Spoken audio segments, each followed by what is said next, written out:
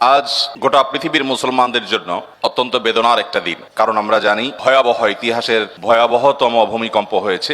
শক্তিশালী জোড়া ভূমিকম্পে তছনছ ভেনেজুয়েলা। এই ভয়াবহ দুর্যোগে নিহতের সংখ্যা 10,000 থেকে 1 লাখ পর্যন্ত ছাড়িয়ে যেতে পারে। ঢাকায় যদি এই ঘটনা ঘটতো তাহলে হতাহতের সংখ্যা কোথায় গিয়ে দাঁড়াতো সেটা ঢাকা শহরের মানুষ, আমরা প্রত্যেকটা মানুষই কম বেশি অনুমান করতে পারি। ভূমিকম্প কেন হয়? তবে কিয়ামত যত নিকটবর্তী হবে, কিয়ামতের আগে অধিক পরিমাণে ভূমিকম্প হবে। যে আমাদের ঢাকা শহর বসবাস অযোগ্য শহর হয়ে যাচ্ছে।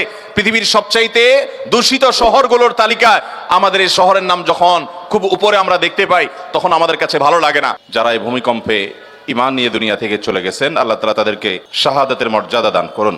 ইতিহাসের এই ভয়াবহতম দুর্ঘটনায় হাজার হাজার ফ্যামিলি নিজেদের আপনজনকে হারিয়েছেন, কত বাচ্চা হয়তো এতিম হয়েছেন, কত বাবা মা সন্তান হারা হয়েছেন, কত মানুষ ভাই বোন এবং আপনজনকে হারিয়েছেন। শোক সন্তপ্ত পরিবারগুলোকে আল্লাহ রাব্বুল আলামিন সান্ত্বনা নসিব করুন। এই সকল ঘটনা বলি, এগুলো তো বটেই, দুনিয়াতে যত ছোট ছোট ক্ষুদ্রাতি ক্ষুদ্র ঘটনা ঘটে, ইমানদারের জন্য প্রত্যেকটা ঘটনার মধ্যেই শিক্ষা আছে। আল্লাহ রাব্বুল আলামিন দুনিয়াতে যত কিছু ঘটান, তার প্রতিটা বিষয় থেকে ইমানদারের শেখার আছে, জানার আছে, উপলব্ধি করার আছে, বোঝার আছে এবং করণীয় সেখান থেকে বের করার অনেক কিছু আছে। এই যে ভূমিকম্প হয়ে গেল, এই ভূমিকম্প পৃথিবীর ইতিহাসে প্রথম নয়, বরং এটি সকল যুগেই কম বেশি ছিল।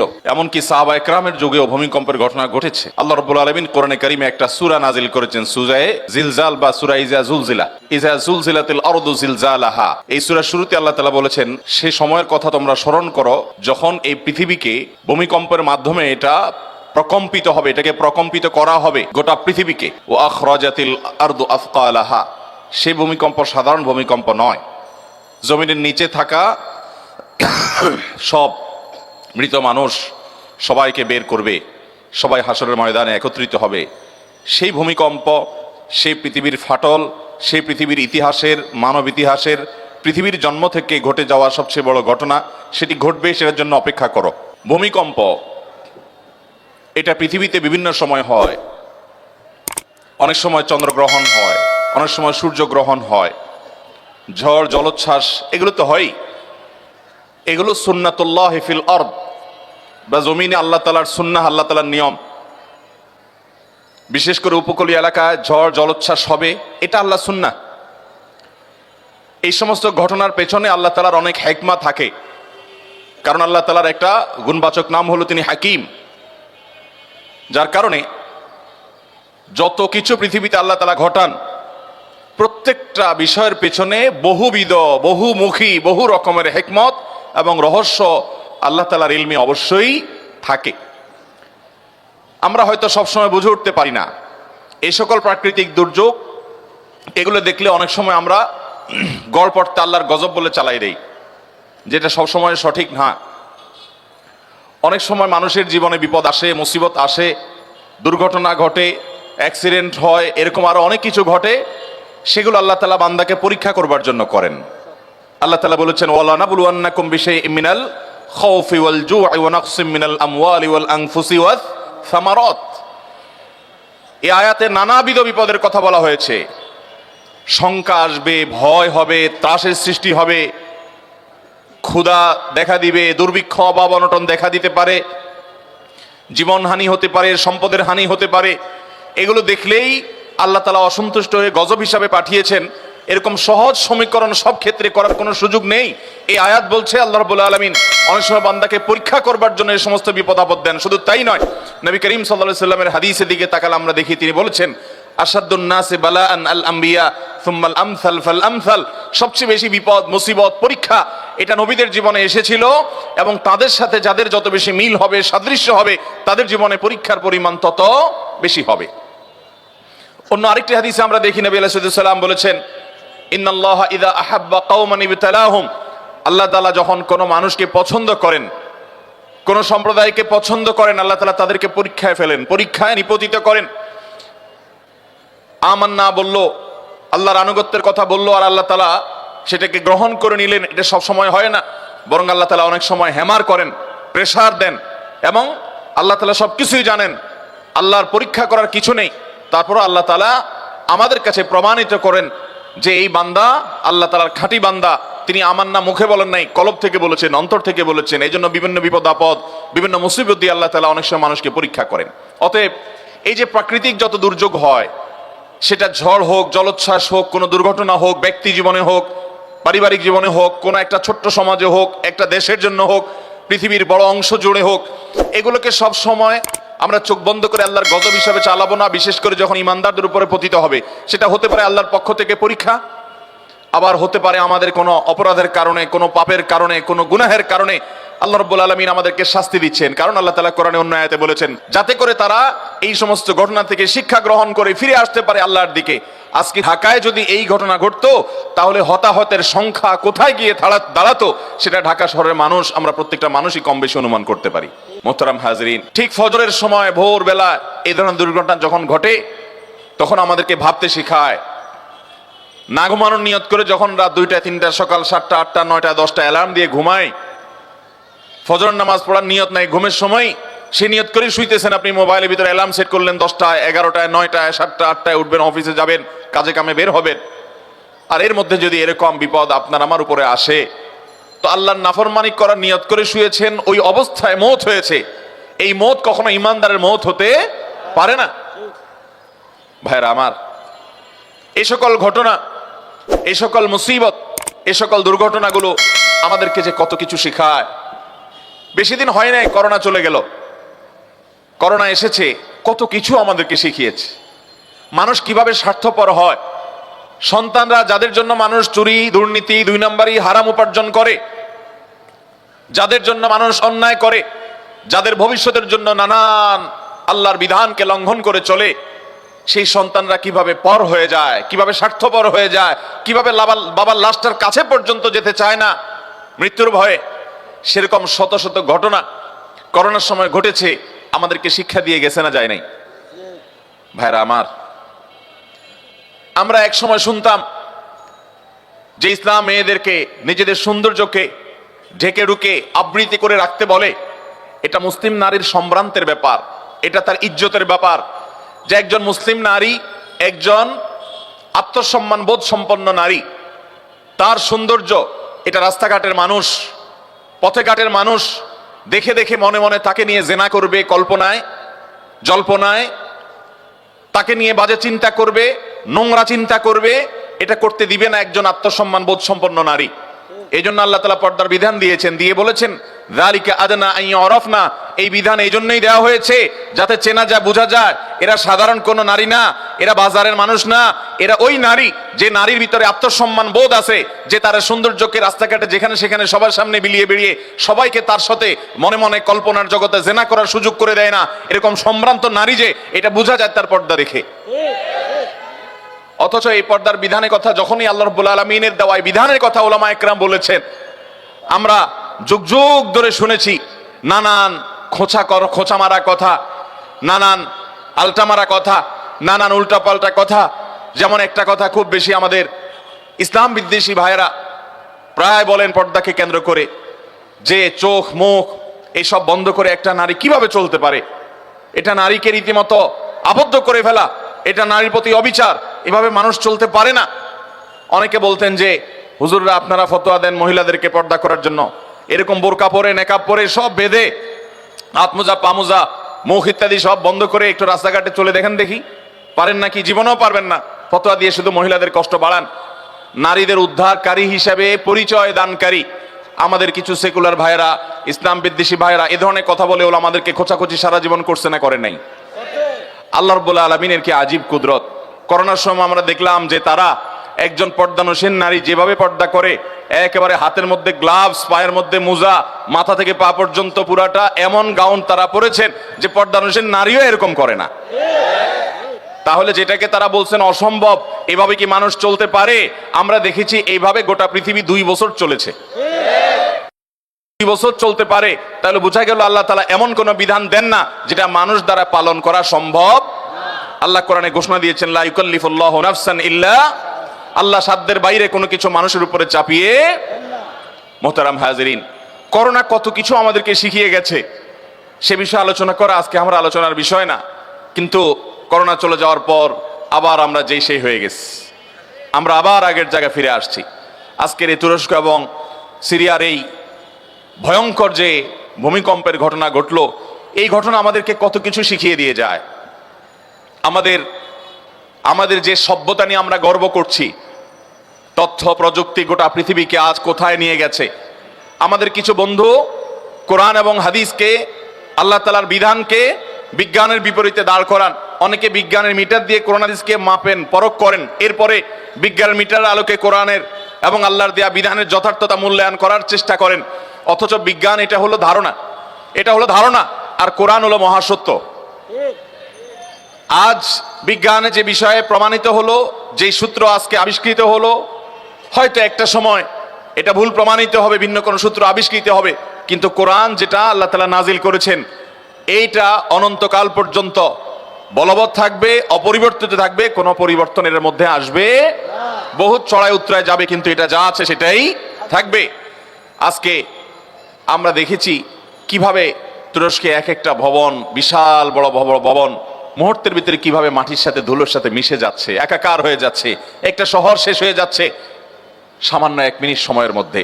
আল্লাহ রাব্বুল আলামিন কিয়ামত যে কায়েম করবেন, সূরা জিলজালের মধ্যে যে আল্লাহ বলেছেন ইযা জুলজিলাতিল আরদু জিলজালাহা, এই ঘটনা আমাদেরকে সে আয়াতের দিকে নিয়ে যায় যে আয়াতে আল্লাহ বলেছেন যখন এই গোটা ধরা পৃষ্ঠ, এই গোটা পৃথিবীকে প্রকম্পিত করা হবে এবং ফেটে চৌচির হবে, মধ্য থেকে সব মানুষ জীবন্ত হয়ে আবার হাসরের ময়দানে একত্রিত হবে, কিভাবে গোটা পৃথিবীর এই সংসার ভেঙে শেষ হয়ে যাবে, ইস্পাত সভ্যতা এবং ইট বালুর এই দালান, এই সভ্যতা এটা কিভাবে চুরমার হয়ে মাটির সাথে মিশে যাবে, আজকের এই ঘটনা দেখলে কিছুটা অনুমান করা যায় কি যায় না?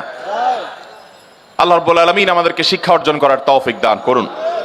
মুহতারাম হাজরিন, আমাদের যে কাউকে এরকম বিপদের মুখোমুখি যে কোনো মুহূর্তে হতে পারে, অতএব ইমানদার সবসময় প্রস্তুত থাকবে যে আল্লাহ রাব্বুল আলামিন আমাকে যদি কখনো যে কোনো মুহূর্তে নিয়ে যান, যে কোনো মুহূর্তে নিতে পারেন, আমি যেন ইমানদার অবস্থায়, আমি যেন তওবাকারী অবস্থায়, আমি যেন মুত্তাকি অবস্থায় যেতে পারি। আল্লাহ আমাদের সবাইকে সেই তৌফিক দান করুন।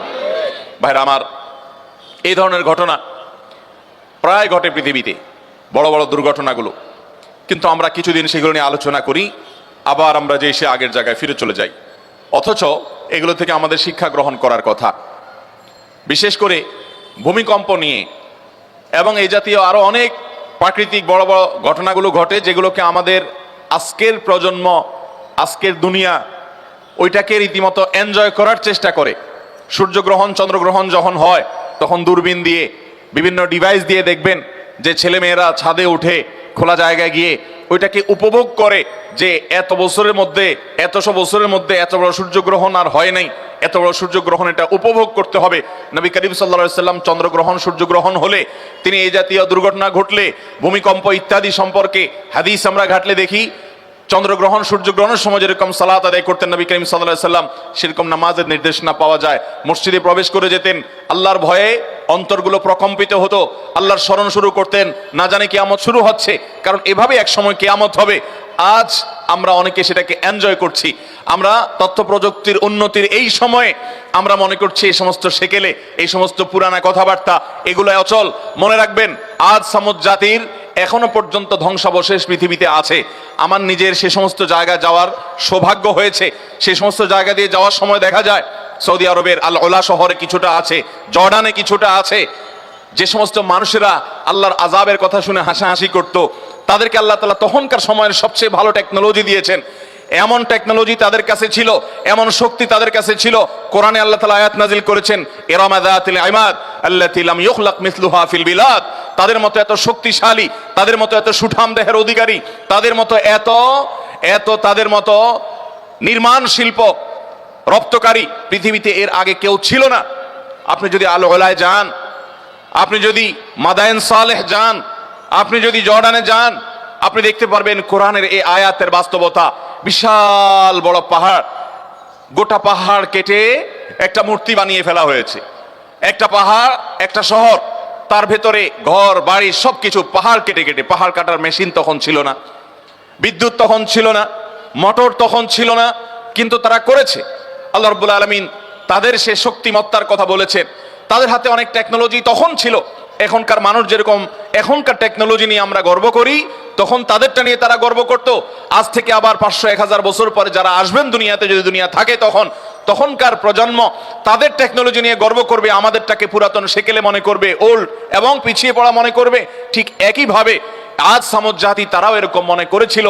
যখন আল্লাহর নবী হুদ আলাইহিসসালাম, আল্লাহ নবী সালেহ আলাইহিসসালাম তাদেরকে আল্লাহর আযাবের ভয় দেখাচ্ছিল, তারা ঠাট্টা করছিল, হাসি তামাশা করছিল, যারা আবার কিসের ভয় দেখায়, কিসের সমস্ত আমাদেরকে আতঙ্ক দেখায়। এত বিশাল বড় পাহাড়, লোহার মতো শক্ত পাহাড় কেটে আমরা সুড়ঙ্গ করে সেখানে বাড়িঘর নির্মাণ করেছি, এবং বিশেষ করে আনমাতিদের কবর এখনো পর্যন্ত সে সমস্ত জায়গায় আছে। সেসব কবরগুলো দেখারও সুযোগ আমার হয়েছে। সে সমস্ত জায়গায় আপনি ইউটিউবেও দেখবেন, ভিডিওগুলো আছে, সেখানে শত শত হাজার হাজার বছর আগে, কত হাজার বছর আগে সেটা একমাত্র আল্লাহ ভালো জানেন। শুধু আনমাতিদের ইতিহাস ঘাটলে দেখা যায় ঈসা আলাইহিস সালামের 2000 বছর আগে গত হয়ে যাওয়ারও আরো অনেক আগে ছিল তারা, আর তাদেরও হাজার হাজার বছর আগে ছিল আদ এবং সামুদ জাতি। এই মানুষগুলোর ধ্বংসাবশেষ এখনো পর্যন্ত ওইভাবে আল্লাহ রাব্বুল আলামিন রেখে দিয়েছেন শিক্ষা গ্রহণ করবার জন্য। তারা বহু দম্ভ করেছে পৃথিবীতে, বহু অহংকার করেছিল, তাদের টেকনোলজি নিয়ে তারা অনেক গর্ব করেছে। ভাইরা আমার, সেই গর্ব আল্লাহ রাব্বুল আলামিন মুহূর্তের মধ্যে সামান্য একটু প্রাকৃতিক দুর্যোগ, যেটাকে আমরা বলি আল্লাহর গজবের আকার দিয়ে, সেটাকে ধুলার সাথে মিশিয়ে দিয়ে কিয়ামত পর্যন্ত আগত মানুষের কাছে শিক্ষা হিসাবে রেখে দিয়েছে। ফেরাউন আল্লাহ তাআলা তার ভিতরে কিছু অলৌকিকত্ব দিয়েছিল, কিছু পাওয়ার দিয়েছিল। সেও মনে করেছিল যে আমাকে আর ঠেকায় কে। ঈমান আনে নাই আল্লাহর নবীর প্রতি, ঈমান আনে নাই আল্লাহর দাওয়াতকে, আল্লাহর নবীর দাওয়াতকে গ্রহণ করে নাই। আল্লাহ রাব্বুল আলামিন তাকে ধ্বংস করেছেন। ধ্বংস করে তার লাশ আল্লাহ তাআলা রেখে দিয়েছেন, এবং কোরআনে আল্লাহ তাআলা আয়াত নাজিল করছেন, কাযালিকা নুনাজ্জিকা বিবাদানিকা লিতাকুনা লিমান খালফাকা আয়া। ও ফেরাউন, তোমার পরে পৃথিবীতে যারা আসবে তারা যেন তোমার লাশ দেখে শিক্ষা গ্রহণ করে, এই জন্য তোমার লাশকে আমি হেফাজত করবো, আল্লাহ কোরআনে ওয়াদা করেছেন। এটা পচতে দেওয়া হবে না, যেভাবেই হোক মানুষ এটাকে সংরক্ষণ করতে পারবে, এটা রেখে দেওয়া হবে মানুষের শিক্ষা গ্রহণের জন্য। কিন্তু মানুষ খুব কমই শিক্ষা গ্রহণ করে। মোহতারাম হাজিরিন, তাদের সে তথ্য প্রযুক্তি, তাদের সে টেকনোলজি, তাদের যে বিজ্ঞান, তাদের যে শক্তিমত্তা, তাদের যে প্রকৌশল বিদ্যা, এগুলো সবগুলো মুহূর্তের ভিতরে আল্লাহ তাআলা মাটির সাথে মিশিয়ে দিয়েছেন। আল্লাহ তাআলা মানুষকে আল্লাহ যখন সৃষ্টি করেন, একটা মানুষ যখন পৃথিবীতে আসে কত দুর্বল থাকে, বিছানায় শুয়ে থাকে, নিজে পেশা পায়খানার কথাও বলতে পারে না, ক্ষুধা লাগলেও বলতে পারে না, মনের ভাবটা প্রকাশ করতে পারে না। একটা মশা এটা তাড়ানোর ক্ষমতা থাকে না, দুর্বল থাকে। আল্লাহ রাব্বুল আলামিন এরপর আস্তে আস্তে তাকে শক্তিশালী করেন। সে আস্তে আস্তে একটু হামাগুড়ি দিতে শিখে, এরপর সে একটু বসতে শিখে, এরপর সে একটু দাঁড়াতে শিখে, এরপর সে একটু হাঁটতে শিখে, এরপর সে একটু বুঝতে শিখে, এরপরে সে আরো অনেক কিছু করতে শিখে, এরপরে নিজের পায়ে দাঁড়ানো শিখে, এরপরে পড়ালেখা শিখে, এরপরে উপার্জন শিখে, এরপরে পড়ালেখা শিখে, জ্ঞান বিজ্ঞান শিখে সে পৃথিবীর অনেক কিছু জানতে পারে। একটা পর্যায়ে সে নিজের রবকে অস্বীকার করে বসে। সে কোথা থেকে কোথায় এসেছে তার ইতিহাস ভুলে যায়, নিজের সৃষ্টিকর্তাকে সে ভুলে যায়, অস্বীকার করে। মানুষ নিমক হারাম। আল্লাহ তাআলা কোরআনে সেই কথাই বলেছেন, ইন্নাল ইনসানা লাকাফুর, নিশ্চয়ই মানুষ অকৃতজ্ঞ। এই অকৃতজ্ঞতা দিয়েই মানুষের জীবন বেড়ে ওঠা। কিন্তু যারা ইমানদার, যারা আল্লাহর প্রতি বিশ্বাস রাখে, তারা অকৃতজ্ঞ হয় না, তারা শিক্ষা গ্রহণ করে, তারা তালিম হাসিল করে, তারা সেখান থেকে রীতিমতো প্রতিটা নেওয়ার মতো জিনিসকে নিয়ে নেয়। মোহতারাম হাজিরিন, এই সমস্ত ভূমিকম্পের ঘটনা আমাদেরকে বহু কিছু শিখিয়ে যায়। আমরা অনেকে দেখবেন, যেটা বলছিলাম যে আমাদের অনেক তরুণ বন্ধুরা, অনেক স্কুল কলেজে পড়ুয়া বন্ধুরা সূর্যগ্রহণ চন্দ্রগ্রহণকে উপভোগ করে। নবী করিম সাল্লাল্লাহু আলাইহি ওয়াসাল্লাম আতঙ্কিত হতেন, তিনি কোনো না জেনে আতঙ্কিত হতেন, ব্যাপারটা সেরকম না। আপনার আমার সমাজে যেরকম কুসংস্কার ছিল নবী সাল্লাল্লাহু আলাইহি ওয়াসাল্লামের জীবদ্দশায়, তার থাকা অবস্থায় সাহাবীদের মধ্যে কুসংস্কার, এটা কল্পনাও করা যায় না, বরং কুসংস্কারকে দুনিয়া থেকে বিদায় করবার জন্যই তিনি এসেছেন। সেই নবী সাল্লাল্লাহু আলাইহি ওয়াসাল্লাম তিনি আতঙ্কিত হয়ে যেতেন এবং ভয় পেতেন যে না জানে কিয়ামত চলে আসলো। কারণ কিয়ামত এইভাবেই আসবে, সূর্য নিষ্প্রভ হয়ে যাবে, নিষ্প্রভ হতে হতে চন্দ্রগ্রহণের মতো, সূর্যগ্রহণের মতো এরকম ঘটনাই আস্তে আস্তে আস্তে কিয়ামতের রূপ পরিগ্রহ করবে। এরকম ভূমিকম্প আস্তে আস্তে পৃথিবীতে বাড়তে থাকবে। নবী করিম সাল্লাল্লাহু আলাইহি ওয়াসাল্লামের হাদিস থেকে আমরা জানি, কিয়ামত যত নিকটবর্তী হবে ভূমিকম্পের পরিমাণ তত বাড়বে, ক্ষয়ক্ষতির পরিমাণ তত বাড়বে, মানুষ যত দালান কোঠার সভ্যতাকে বড় করবে, কিয়ামত যত নিকটবর্তী হবে, এগুলো সবগুলো কিয়ামত আলামতের মধ্যে থেকে একটি। এই ভূমিকম্পের পরিমাণ যত বাড়তে থাকবে, কিয়ামত যত কাছাবে, ঘন ঘন ভূমিকম্প সারা পৃথিবীতে হবে। এর ভিতরে বড় আলামত সমূহের মধ্যে থেকে একেবারে কিয়ামতের কাছাকাছি সময়ে গিয়ে যে ভূমিকম্পগুলো হবে, সেগুলো একটা হবে পূর্বে, একটা হবে পশ্চিমে ভূমি ধসের ঘটনা ঘটবে, একটা হবে মধ্যে। এরকম বড় বড় ভূমিকম্প হবে, ভূমি ধসের ঘটনা ঘটবে, যে গোটা পৃথিবীর সকল সিস্টেমকে প্রায় ধ্বংস করে শেষ করে দিবে এবং জানান দিবে যে পৃথিবীর আয়ু শেষ হয়ে এসেছে। আমরা আজ যে ভূমিকম্পকে মনে করছি না, এটার সাথে ধর্মের কোনো সম্পর্ক নেই, এটা নিছক বৈজ্ঞানিক বিভিন্ন সূত্রের আলোকে আমরা বলি যে এই কারণে হয়েছে, সেই কারণে হয়েছে, সেগুলো অবশ্যই সত্য হতে পারে, সেগুলোর সাথে কোনো সাংঘর্ষিকতা নেই। যেমন কেন ভূমিকম্প হয়? ভূমিকম্প কেন হয়? আজ থেকে শত শত বছর আগে ইমাম ইবনুল কাইয়িম রহমতুল্লাহ আলাইহি ভূমিকম্পের উপরে অনেক গবেষণা তার আছে। সেই গবেষণাগুলো পড়লে আমরা অবাক হয়ে যাব যে এত বছর আগে ইসলামের ইতিহাসের একজন বড় ইমাম, অনেক উঁচু মাপের একজন গবেষক, কিভাবে তিনি গবেষণা করে এই সমস্ত কারণগুলো আবিষ্কার করেছেন। আমি নিজে ইবনুল কাইয়িম রহমতুল্লাহ আলাইহির এই সম্পর্কে গবেষণা পড়ে সমসাময়িক বিজ্ঞানীরা আজকের যে সায়েন্স এবং বিজ্ঞান ভূমিকম্পের যে কারণ দর্শায়, এটার কারণ যেগুলোকে ব্যাখ্যা করে, উল্লেখ করে, সেগুলোর সাথে মিলালে দেখি অবিকল মিলে যায়, অবাক করা বিষয়। সে তখন তিনি গবেষণা করে গেছেন এরকম বাহ্যিক কারণ থাকতেই পারে। পৃথিবীর ভূপৃষ্ঠের নিচের গ্যাস যখন কমে যায়, সেটা ভূমি ফাটলের মাধ্যমে হোক, আগ্নেয়গিরির মাধ্যমে হোক, প্রস্তর পরে যখন নানান কারণে পৃথিবীর এই নিচে দেশে তলদেশে ফাঁকার সৃষ্টি হয়, সেটার কারণে জমিন দেবে যায়, ভূমিকম্প হয়, এরকম নানান বিষয় বৈজ্ঞানিক গবেষণা উঠে এসেছে। এগুলোর সাথে কোন দেশে কোনো ইসলামের দৃষ্টি হলো, কোরআন এবং হাদিসের দৃষ্টি হলো আরো পেছনে।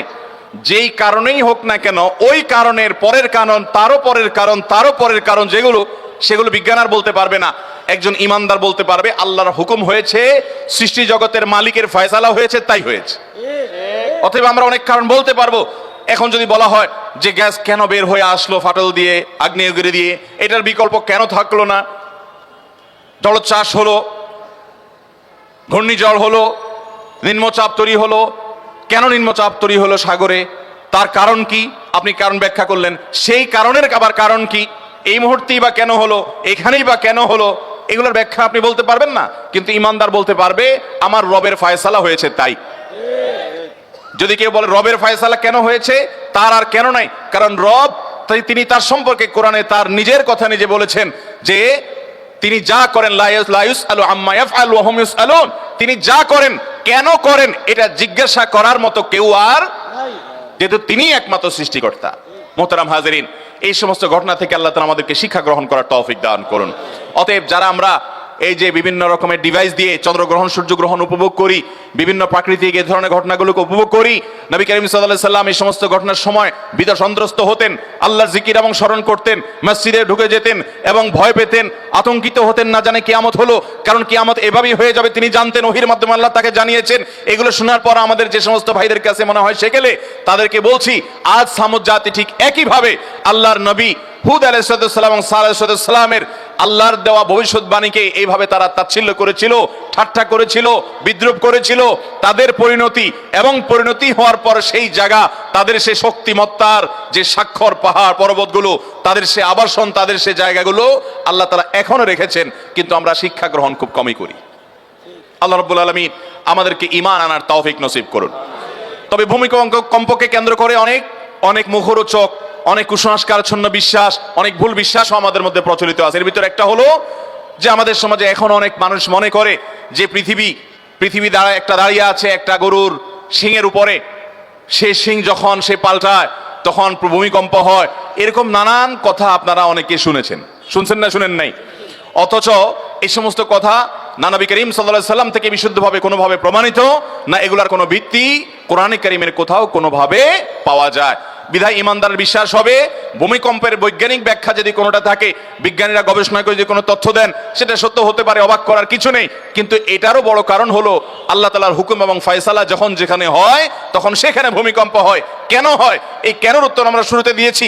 সবসময় এটা আল্লাহর গজব হিসাবে হয় না, কখনো কখনো পরীক্ষার জন্য হয়, কখনো আল্লাহর এমন কোনো হিকমা, এমন কোনো রহস্য থাকে যেটা পৃথিবীবাসী জানে না, আল্লাহ তাআলাই জানেন। কারণ আল্লাহর সমস্ত কাজের রহস্য যদি মানুষ বুঝে যায়, জু সমঝ মে আ গই ও ফির খুদা क्यों कर हुआ, যার সবকিছুই মানুষ সত্য করে ফেলতে পারে। আমাদের অনেক বন্ধুরা আছেন প্রায় প্রশ্ন করেন যে ভাই আল্লাহ এটা কেন করলেন, ওইটা কেন করলেন না, এটা এরকম হলো কেন, ওইটা ওইরকম হলো কেন? আল্লামা ইকবাল বলেছেন জু সমঝ মে আ গই ও ফির খুদা क्यों कर हुआ। আরে ভাই, আল্লাহর সকল কাজের রহস্য যদি তুমি উদ্ঘাটন করে ফেলতে পারো, রপ্ত করে ফেলতে পারো, তাহলে আল্লাহকে তো তোমার ব্রেইনের মধ্যে তুমি ক্যাপচার করে ফেললে, সীমাবদ্ধ করে ফেললে। অথচ আল্লাহ তো অসীম, তাকে তো তোমার এই ব্রেইনে ক্যাপচার করে ফেলতে পারার কথা না।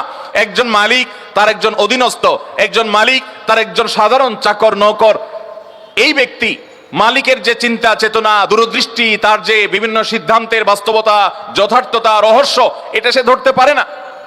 অনেক সময় বলে, স্যার এটা কেন করলেন, স্যার বুঝে এটা কেন করেছেন? বলে যে তোমার বোঝার দরকার নাই, তোমাকে যেটা বলছি এটা করো। কারণ যোগ বিয়োগটা স্যারের জানা আছে, ওই বেচারার জানা নাই। তিনি অনেক সময় মনে করেন স্যার এই সমস্ত কেন যে করে, বেহুদা। তিনি এরকম অনেক সময় মনে করেন। অথচ তিনি যদি স্যারের মতো সবকিছু বুঝে যেতেন, তাহলে তিনি স্যারের সমানই হয়ে যেতেন। তো দুনিয়ার মানুষ যদি সাধারণ একজন ড্রাইভার, একজন পিয়ন, একজন সাধারণ কর্মচারী, তিনি যদি তার প্রতিষ্ঠানের মালিক, সর্বোচ্চ ব্যক্তিত্ব যিনি, সর্বোচ্চ আসনে যিনি আছেন, তার যোগ বিয়োগ যদি ইনি ধরতে না পারে, তাহলে আহকামুল হাকিমিনের সকল যোগ বিয়োগ, তাকে সকল ফয়সালার রহস্য, কোনটা কেন করেছেন, কোনটার পেছনে লুকায়িত রহস্য কি আছে, এটা পৃথিবী মানুষ কিভাবে ধরতে পারে? বিধায় ইমানদার সে আল্লাহর প্রতি ঈমান আনবে। কিয়ামত যত নিকটবর্তী হবে ভাইরা আমার, ঈমান ধরে রাখা তত কঠিন হবে। আমাদের অনেক অনেক নাস্তিক বন্ধুরা প্রশ্ন করে, ভাই আপনারা কোরআনে কারীমের আয়াত তেলাওয়াত করে ফু দিলে বলেন রোগ ভালো হয়ে যাবে, ব্যথার জায়গায় হাত দিয়ে দোয়া করার কথা বলেন, আউযু বিইজ্জাতিল্লাহি ওয়া কুদরাতিহি মিন শাররি মা আজিদু ওয়া উহাযির, এটা পড়লে দোয়া ব্যথা ভালো হয়ে যাবে। এবং এই যে কোরআনের বিভিন্ন আয়াত, যেখানে আল্লাহ তাআলা স্পষ্ট বলেছেন যে এই আয়াত তিনি নাজিল করেছেন ইমানদারদের জন্য শেফা হিসাবে, ওয়া নুনাজ্জিলু মিনাল কুরআনি মা হুয়া শিফাউন ওয়া রাহমাতুল লিল মুমিনিন, এই কোরআনের একটা বিশেষ অলৌকিকত্ব হলো শেফা। আমি বলি ভাই, কোরআনের অলৌকিকত্ব যদি, এই অলৌকিকত্ব যদি দেখতে চান, আমি আপনাকে হলফ করে বলতে পারবো কোরআনের অন্য কোনো অলৌকিকত্ব দেখাতে পারি বা না পারি, এই অলৌকিকত্ব আপনি দেখতে পাবেন অবশ্যই এই কোরআন কিভাবে মানুষের জন্য শেফা হয়। প্রশ্ন হলো যে কোরআন মুখে উচ্চারণ করে তেলাওয়াত করবে আর ফু দিবে আরেকজন ভালো হয়ে যাবে, এটা কিভাবে সম্ভব?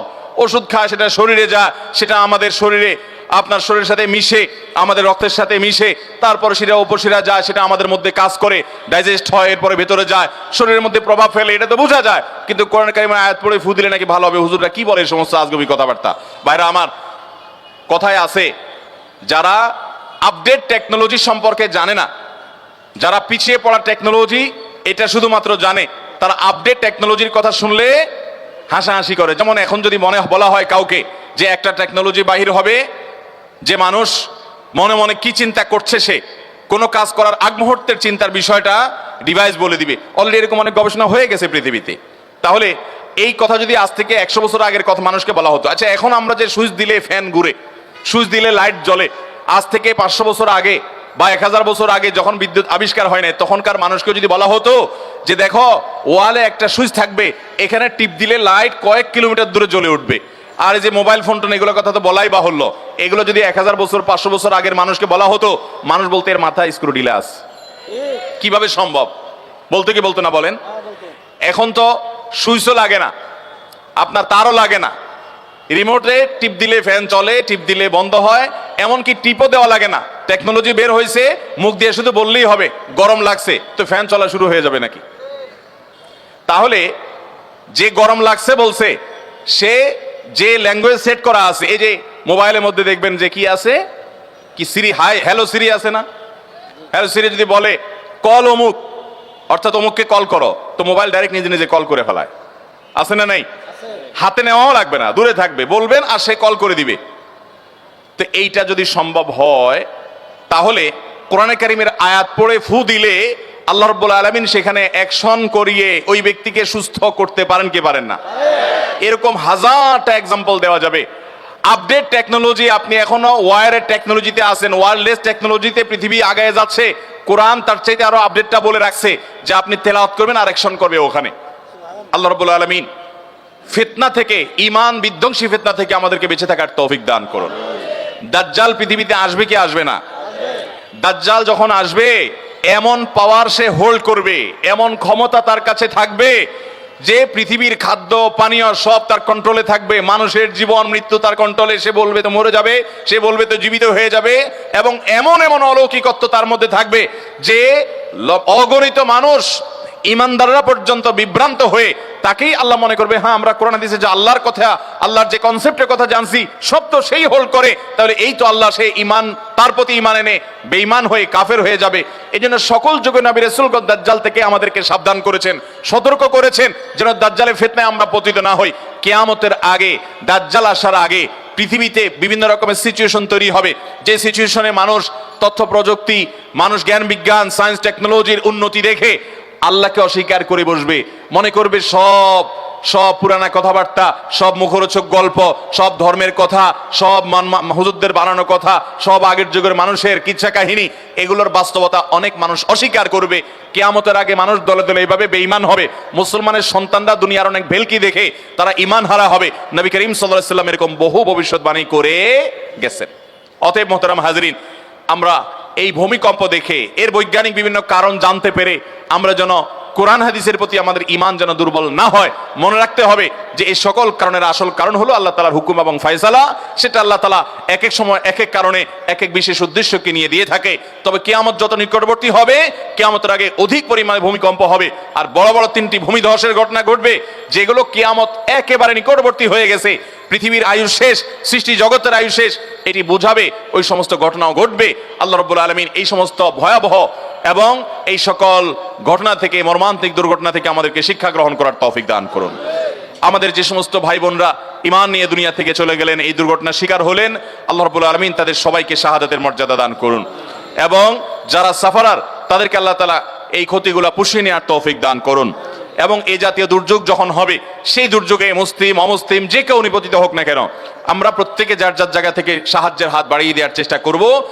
আর ওই যে আল্লাহ কোরআনে বলেছেন, জহরাল ফাসাদু ফিল বাররি ওয়াল বাহরি বিমা কাসাবাত আইদিন নাস, স্থলে জলে যত ব্যত্যয়, যত কিছু হচ্ছে, এগুলা মানুষেরই হাতের কামাই। আজ পৃথিবীর পরিবেশটাকে আমরা ধ্বংসের অতল তলে নিয়ে গেছি। আমরা বৃক্ষ নিধন করি, অথচ কোরআন এবং সুন্নাহ যদি আপনি খুঁজেন, তাহলে গাছ লাগানোটাকে নবী করিম সাল্লাল্লাহু আলাইহি সাল্লাম ইবাদত, সওয়াবের কাজ, নেক আমল হিসেবে গণ্য করেছেন। এবং তিনি বলেছেন, কারোর হাতে যদি কোনো গাছের চারা থাকে আর সে যদি দেখতে পায় ইসরাফিল সিংহা নিয়ে ফুৎকার দিবে, এই পৃথিবী তুলার মতো উঠতে থাকবে। যেমন কোরআনে আল্লাহ তাআলা সূরা আদিয়াতে, সূরা কারিয়াতে, সূরা জিলজালে, 30 পারার বেশিরভাগ সূরাতে, গোটা কোরআন জুড়ে আল্লাহ তাআলা বলেছেন সেই ঘটনা ঘটতে যাচ্ছে, পৃথিবী ধ্বংস হয়ে যাবে। নবী সাল্লাল্লাহু আলাইহি সাল্লাম বলেছেন, হাতে যদি গাছের চারা থাকে, পৃথিবী ধ্বংস হয়ে যাবে সে দেখতে পাচ্ছে, তারপরও সে তার কাজ পালন করবে, অর্থাৎ গাছটা লাগাই ফেলবে, এর কারণে সে সওয়াব পাবে। যদি কেউ কোনো গাছ লাগায়, কোনো ফসল করে, সেখান থেকে মানুষ তো বটেই, কোনো কীটপতঙ্গ পোকামাকড় যদি খায়, এবং কেউ অক্সিজেন গ্রহণ করে, ছায়া গ্রহণ করে, যত উপকার হবে, আল্লাহ রাব্বুল আলামিন ওই গাছ লাগানোওয়ালাকে তার জন্য সওয়াব দান করবেন। আমরা কজন এটাকে ইবাদত মনে করি? আজ পৃথিবীর পরিবেশটা আমরা ধ্বংস করে ফেলছি। আমাদের ঢাকা শহর বসবাস অযোগ্য শহর হয়ে যাচ্ছে। পৃথিবীর সবচাইতে দূষিত শহরগুলোর তালিকায় আমাদের এই শহরের নাম যখন খুব উপরে আমরা দেখতে পাই, তখন আমাদের কাছে ভালো লাগে না। এই জন্য আমরা প্রত্যেকটা মানুষ যার যার জায়গা থেকে আমাদের এই শহরটাকে বাসযোগ্য করতে হবে। যদি বাসযোগ্য না করি, তাহলে নানা প্রাকৃতিক দুর্যোগ আসবে, নানা বিপদ আসবে, নানা ব্যত্যয় ঘটবে, নানা অসুবিধা তৈরি হবে, যেগুলোর জন্য আমাদের হাতের কামাই আমরা ভোগ করব। এবং আল্লাহ রাব্বুল আলামিনকে দোষারোপ করার কোনো অবস্থাতেই কোনো সুযোগ নাই। এই সময়টা তো আমরা সুযোগ পাবো না।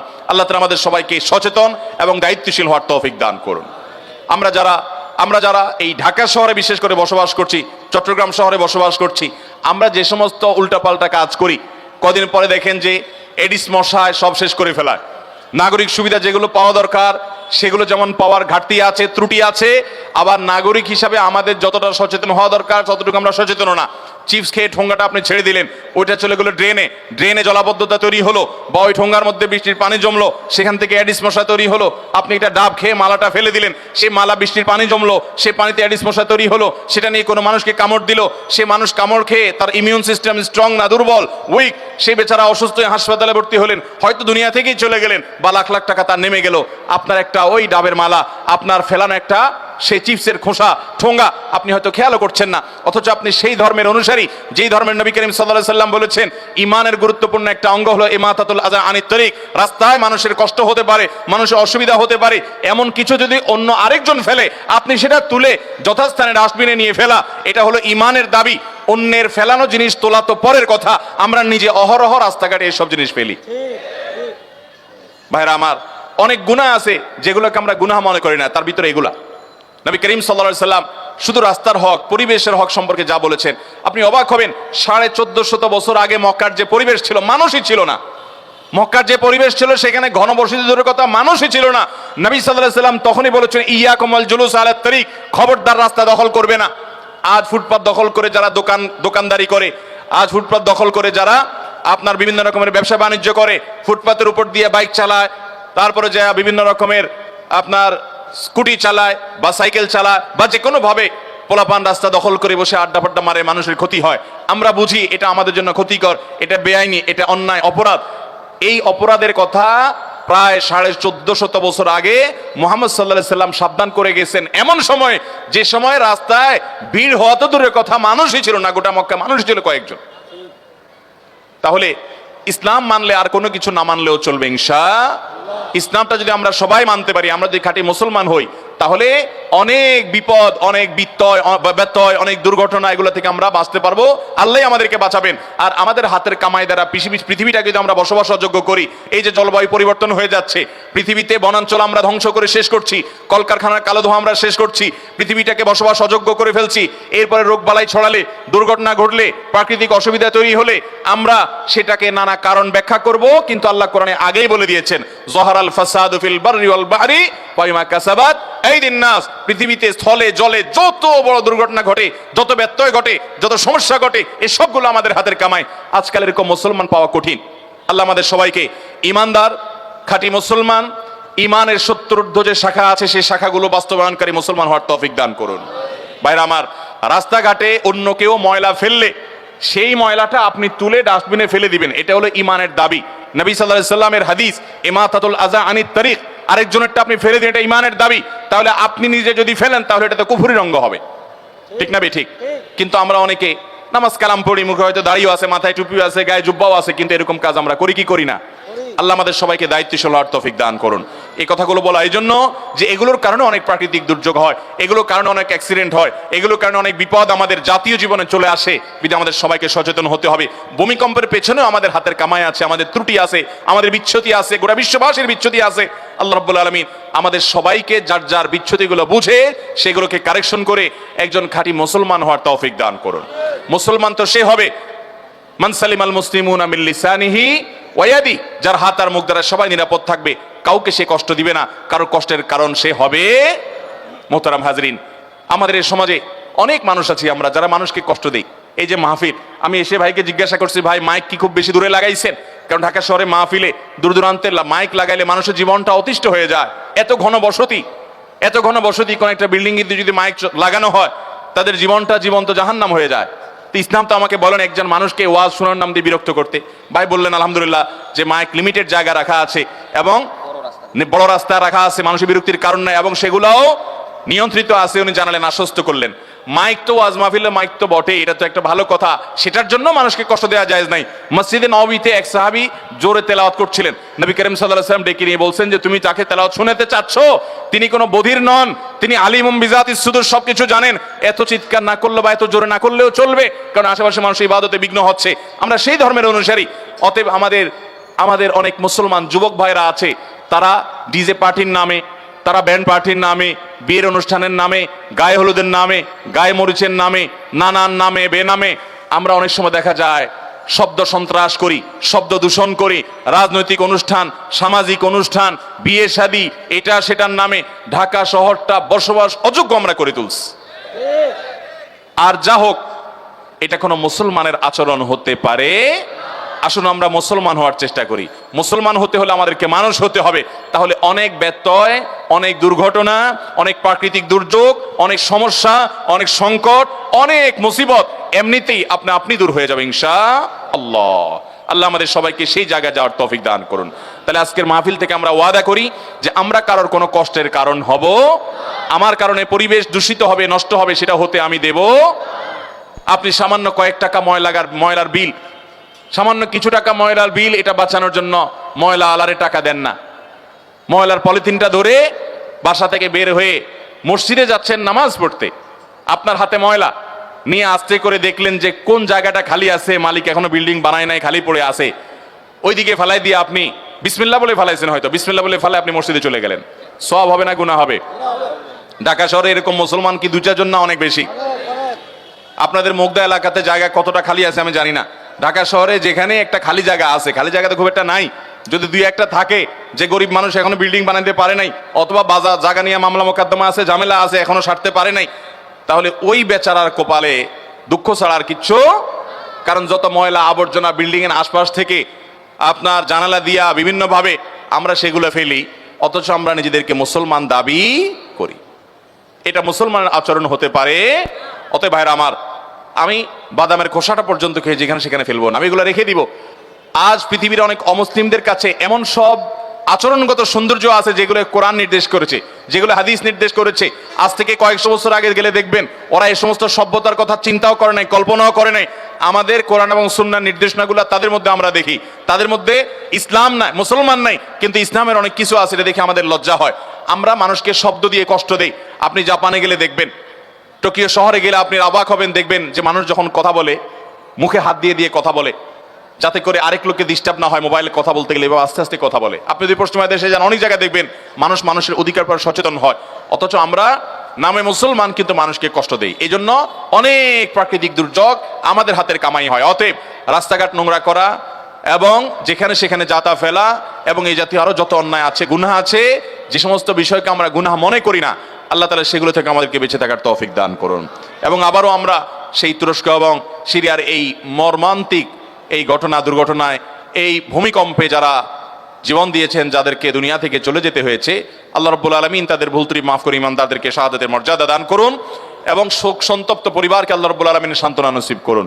এবং আমরা ঢাকাবাসী এই ঘটনায় অন্তত আমাদের প্রত্যেকটা মানুষের আল্লাহর কাছে, প্রতিটা মানুষের আমাদের ইস্তেগফার, গণ ইস্তেগফার করা দরকার। আমাদের পানির লেয়ার কত নিচে চলে যাচ্ছে, হারিয়ে যাচ্ছে, সেটা আমরা জানি। আমাদের ভায়োলেন্স, আমাদের উল্টাপাল্টা কাজকর্মের পরিণতি কত ভয়াবহ হতে পারে আমরা অনেক অনুমান করি। পেপার পত্রিকা বিভিন্ন সময় বিভিন্ন রকমের রিপোর্ট যখন দেখি, আমাদের অনেকের অন্তরে রীতিমতো ভয়ের উদ্রেক হয় যে না জানি এরকম দুর্ঘটনার শিকার আমরা হই। এই জন্য আসুন ইস্তেগফার করি। আল্লাহ, আপনি এই ধরনের বিপদ আমাদের উপরে দিয়েন না। আল্লাহ, আপনি আমাদের প্রতি রহম করুন, আমাদের ভুল ত্রুটিগুলোকে সংশোধন করার তৌফিক দান করুন। আমাদের হাতের কামাই যেন আমাদেরকে ভোগ করতে না হয়, সেজন্য আমাদের সবাইকে আপনি হেফাজত করুন। আল্লাহ তাআলা ঢাকা শহর সহ গোটা পৃথিবীর মানুষকে আল্লাহ তাআলা বিপদ আপদ থেকে, বিভিন্ন রকমের মুসিবত থেকে আল্লাহ তাআলা বেঁচে থাকার তৌফিক দান করুন। ভূমিকম্প যদি আল্লাহ না করুন শুরু হয়, কি করবেন? প্রথম কথা হলো আগে থেকে আগাম ব্যবস্থাপনা থাকতে হবে, সতর্কতামূলক উদ্ধারের ব্যবস্থাপনা। সেটা সরকার, সংশ্লিষ্ট কর্তৃপক্ষ, তাদের কাজ। কিন্তু আমাদের সাধারণ মানুষের কাজ হলো যখনই এরকম কোনো দুর্ঘটনার মুখোমুখি আমরা হব, আল্লাহ না করুন যদি হই, ইমানদার সব কিছুর আগে আল্লাহর কাছে আশ্রয় চাইবে। কার কাছে আশ্রয় চাইবে? আল্লাহর কাছে আশ্রয় চাইবে। আল্লাহর কথা স্মরণ করবে, তাকবীর দিবে, আল্লাহর বর্ণনা করবে, পানা চাইবে এবং সম্ভব হলে নিজে জীবন রক্ষা করার পাশাপাশি অন্য মানুষকে রক্ষা করার চেষ্টা করবে, আপ্রাণ চেষ্টা করবে।